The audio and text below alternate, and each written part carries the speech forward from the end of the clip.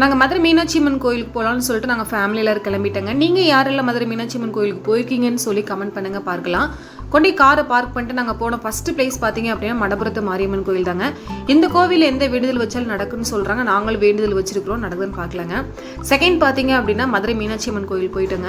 Left side போகணும், left side தான் அந்த கோபுரம் இருக்குங்க. தெற்கு வாசல் வழியாக போனோம்னா அந்த கோபுரத்தை பார்க்கலாம். அடுத்து வந்து மதுரை மீனாட்சி அம்மன் கோயிலுக்கு போய் நான் வீடியோவில் எடுக்கலான்னு பார்த்தேன், பட் அங்கே வந்து அலோவ் பண்ணலை.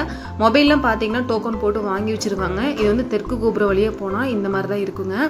அடுத்து நாங்கள் போன பிளேஸ் பார்த்தீங்க அப்படின்னா மதுரை நாயக்கர் மகாலுங்க.